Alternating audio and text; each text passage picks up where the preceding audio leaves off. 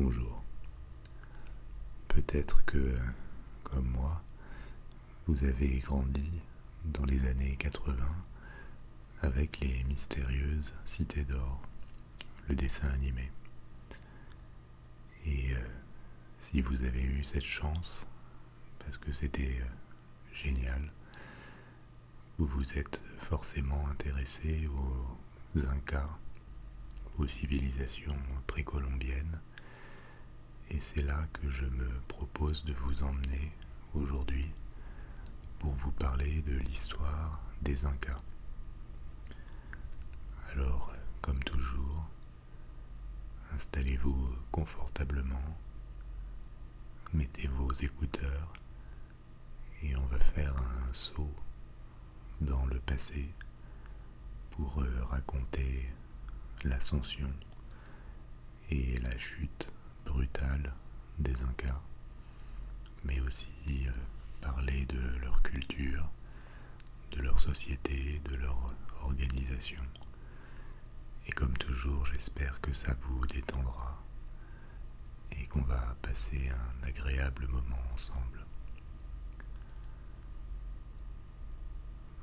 Pour le reste du monde, les Incas ont été découverts au XVIe siècle par les conquistadors espagnols qui avaient pris pied au Mexique au tout début du XVIe siècle et qui vont entrer en contact et rapidement abattre l'Empire Inca dans les années 1530. Ce qui est incroyable, c'est que à son apogée, l'Empire Inca devait avoir entre 10 et 15 millions d'habitants, mais que les Espagnols, une toute petite armée de moins de 200 personnes, sont parvenus à en prendre le contrôle, pas intégralement, mais pour une bonne partie, très rapidement, en exploitant un peu leur supériorité technique, mais surtout en bénéficiant d'un affaiblissement temporaire de l'Empire Inca, sur lequel je reviendrai un peu plus tard. Comme vous le savez peut-être, il y a eu deux régions en Amérique avant l'arrivée de Christophe Colomb qui ont connu un développement de civilisation avec des villes, avec une administration assez avancée, avec un certain degré de développement technique. Et ces deux régions sont ce qu'on appelle la Mésoamérique, qui correspond au sud du Mexique et au nord de l'Amérique centrale. C'est là que les Mayas ou les Aztèques sont apparus. Et la deuxième région, c'est l'équivalent du Pérou actuel dans la cordillère des Andes, où de nombreuses cultures, royaumes, empires se sont succédés, en commençant entre 1000 et 2000 ans avant notre ère. Et les Incas sont le dernier et également le plus étendu de ces empires andins qui ont existé en Amérique du Sud. Mais pour autant, quand les Espagnols sont arrivés, l'Empire Inca était encore très jeune. Il a véritablement commencé à émerger au XVe siècle, à peu près 130 ans avant que les Espagnols n'arrivent. Et tout est parti d'un peuple, une ethnie, qui s'appelaient eux-mêmes les Incas et qui étaient installés dans la vallée de Cusco, dans le sud du Pérou. Ils y sont arrivés au XIIe ou au XIIIe siècle et on ne sait pas précisément d'où ils venaient. Il y a eu plusieurs théories. La plus courante est qu'ils venaient des bords du lac Titicaca dans les Andes, qui est aujourd'hui à la frontière entre le Pérou et la Bolivie, et qu'ils ont migré, pris possession de cette vallée de Cusco et en ont contrôlé les alentours. Une autre théorie situerait plutôt leur origine dans la forêt amazonienne.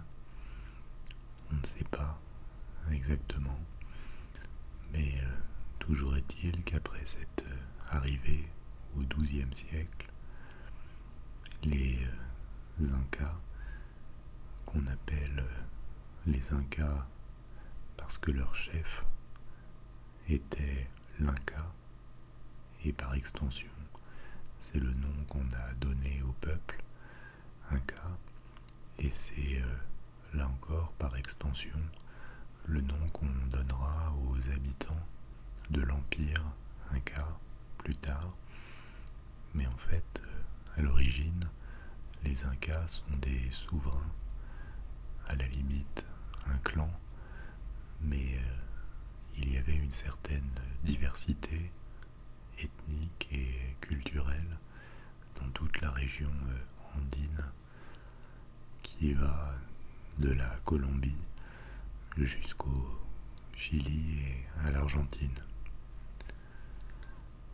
Donc après leur installation au XIIe siècle, les Incas soumettent leurs voisins immédiats à un tribut, mais leur territoire va rester limité à cette vallée où se développe la ville de Cusco, qui existe toujours aujourd'hui, qui est un mélange de l'architecture inca, notamment pour les fondations des maisons, et d'architecture espagnole, coloniale. Et c'est à partir de Cusco, plus de 2 siècles après s'être installé sur place, que l'expansion des Incas va véritablement commencer. Elle s'amorce sous le règne du 8e empereur Inca, qui s'appelait Viracocha, mais elle va surtout accélérer sous le règne de son fils Pachacutec, le 9e empereur, qui étend le domaine des Incas dans toutes les directions autour de Cusco, et elle va prendre une dimension impressionnante sous le règne de ses 2 successeurs. Un premier qui est Tupac Yupanqui, qui entre 1463 et 1493 conquiert un grand territoire au nord de la vallée de Cusco, toute la côte du Pérou et l'essentiel de ce qui est le territoire de l'Équateur aujourd'hui. Et ensuite, sous l'empereur suivant, Huayna Capac, qui va régner jusqu'en 1527, c'est vers le sud que les Incas s'étendent. Ils atteignent l'ouest de la Bolivie, la moitié nord du Chili et une partie de l'Argentine. Donc ils se retrouvent en ce début du XVIe siècle, avec un empire qui fait plusieurs milliers de kilomètres de long et qui va de la Colombie actuelle jusque quasiment à la Terre de Feu dans le sud de l'Argentine et du Chili. Alors à quoi ressemblait cet empire inca juste avant l'arrivée des Espagnols quelques années auparavant? Déjà, c'était un empire qui avait développé une administration qui n'a pas d'égal dans les sociétés précolombiennes. Un système totalement pyramidal qui était une sorte de théocratie.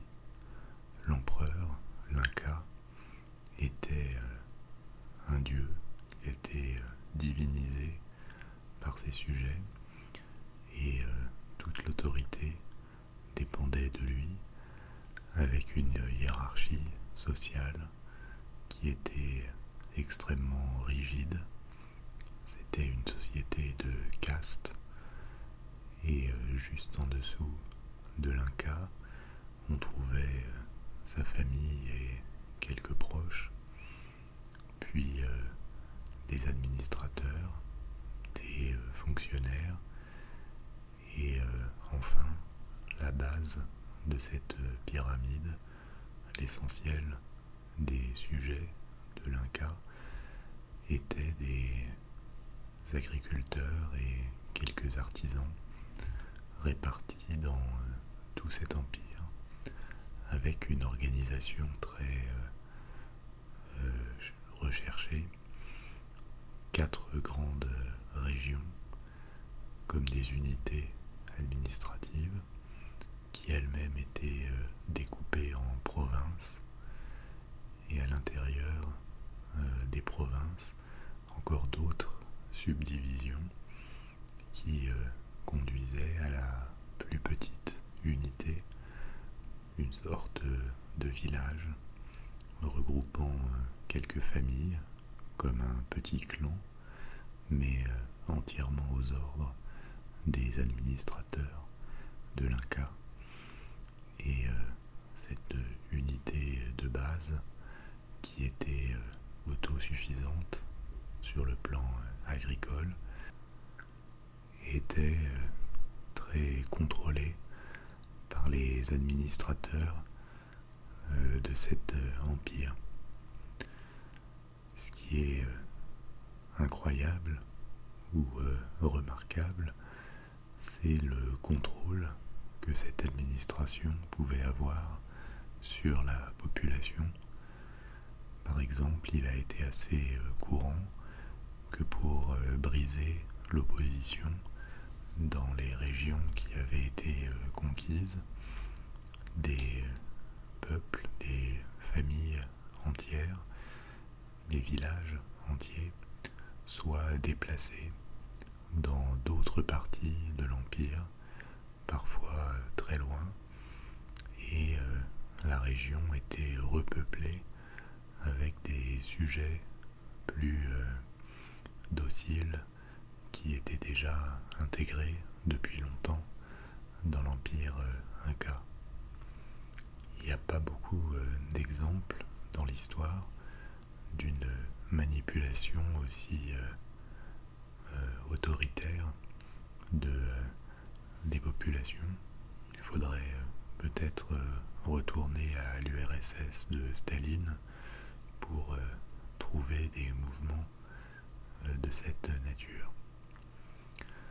Ce qui était également remarquable, c'est le réseau de communication que les Incas avaient mis en place en créant des routes qui permettaient très rapidement de relier les différentes parties de cet empire, un empire qui était avant tout andin, et les Andes, c'est des montagnes très escarpées.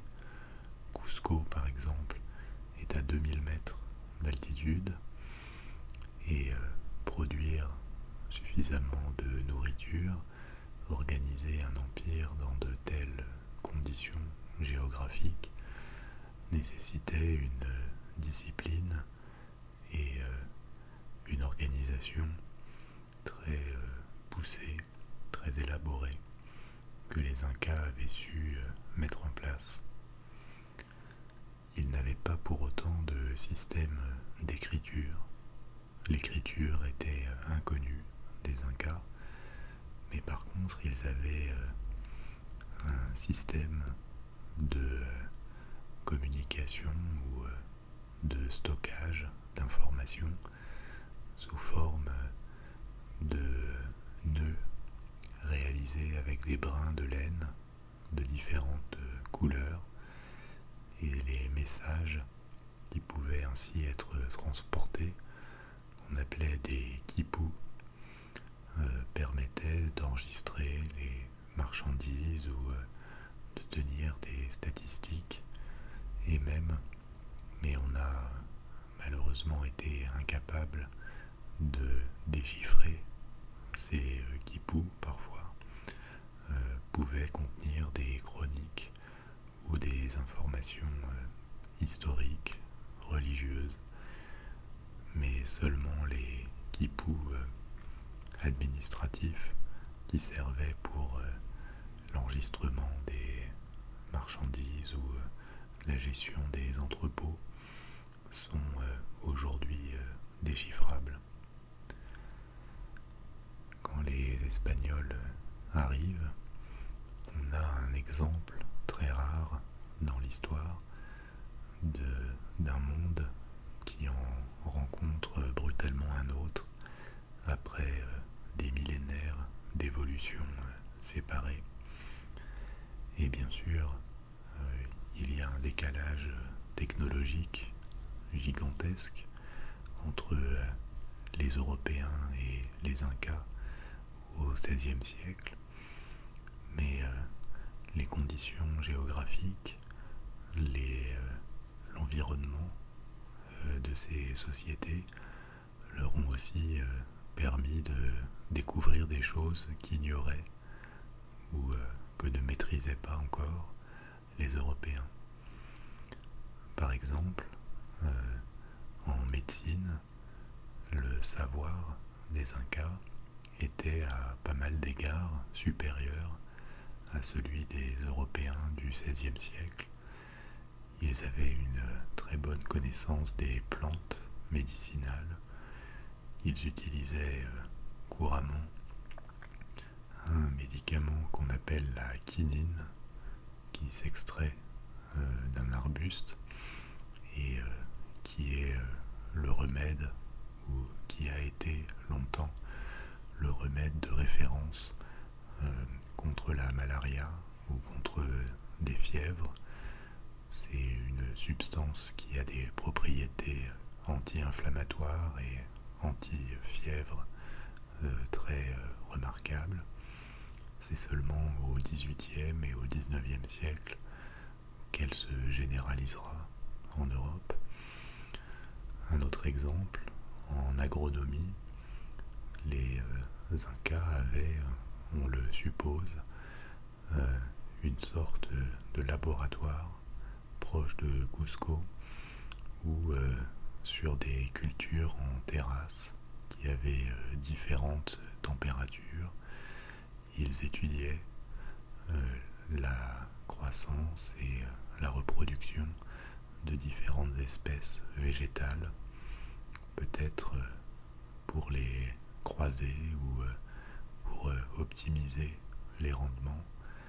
Et ce type de connaissances ou de recherche en agronomie sont des choses dont les Européens étaient encore assez loin quand ils ont découvert les Incas. À côté de ça, c'était aussi une civilisation sans écriture, une civilisation qui n'utilisait pas la roue, ce qui est surprenant dans un espace aussi vaste, et alors que le réseau de routes était remarquable. C'est aussi une civilisation qui sacrifices humains, beaucoup moins que les Aztèques. Les Aztèques sont connus pour les sacrifices de masse qu'ils ont pu réaliser dans leur cité. Les Incas pratiquaient de façon beaucoup plus exceptionnelle les sacrifices humains, en général pour les rites funéraires de l'Inca après sa mort.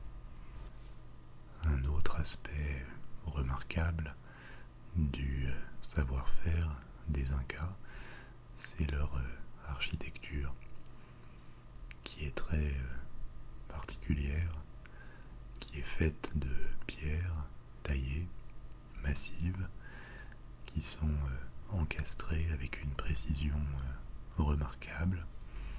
C'est une technique qu'on appelle pirca, et les pierres ne sont retenues que par un mortier en bout, mais même sans mortier, les constructions tiendraient simplement par la précision de l'ajustement des pierres. Et cette architecture, elle a quelques formes distinctives, par exemple les portes qui sont en forme de trapèze, pour des raisons peut-être esthétiques, mais aussi parce que les Andes, dans leur ensemble, sont une région sismique, et que cette forme d'architecture offrait une meilleure résistance aux tremblements de terre.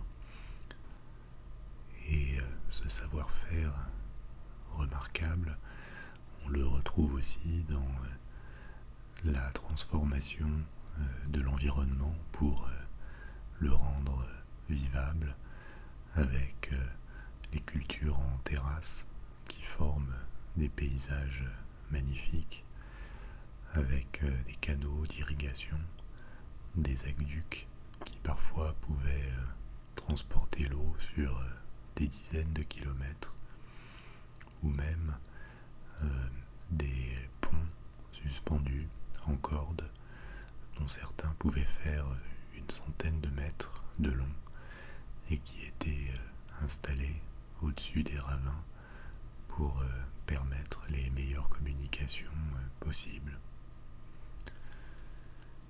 Donc cet empire Inca, extrêmement hiérarchisé, structuré, organisé, il était capable de mobiliser une armée considérable, de très loin la plus puissante de toutes les armées précolombiennes, qui pouvait représenter des dizaines de milliers de combattants.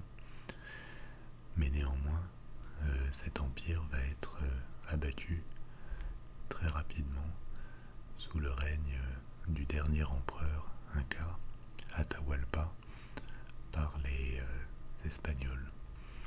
Comment comprendre cet effondrement?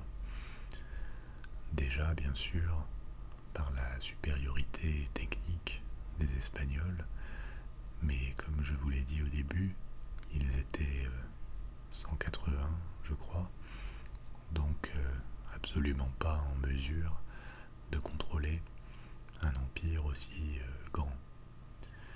Ils vont en fait bénéficier de plusieurs choses. Une première chose, ce sont des prophéties qui annonçaient apparemment leur arrivée et qui font qu'on ne va pas oser s'opposer à eux. Ils vont bénéficier, comme au Mexique avec les Aztèques, de la stupeur des peuples qu'ils rencontrent. Mais c'est aussi parce que quand les Espagnols arrivent en 1532, ils rencontrent un empire qui est en crise. Il est en crise suite à la mort du dernier Inca, qui a ouvert quasiment une guerre civile, et donc la désorganisation est importante. Et qui plus est, Elle permet aux régions les plus éloignées de rêver à reprendre ou à conquérir leur indépendance, et les Espagnols vont être assez habiles pour s'allier avec les peuples soumis par les Incas et à les retourner contre leurs souverains. Et c'est comme ça qu'en l'espace de 2 ans, ils occupent Cusco, capturent l'empereur, l'Inca Atahualpa, qui malheureusement avait une autorité peu reconnue par une partie de son empire, malheureusement pour lui.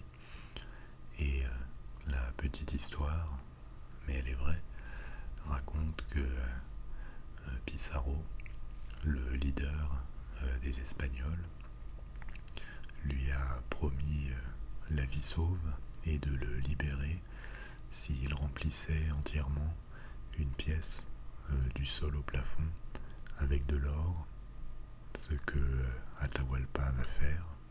Il remplit la pièce et les Espagnols s'emparent des trésors.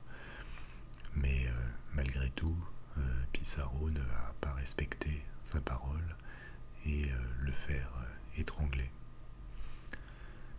C'est avec la mort d'Atahualpa que s'effondre véritablement l'empire Inca et que les Espagnols installent leur domination.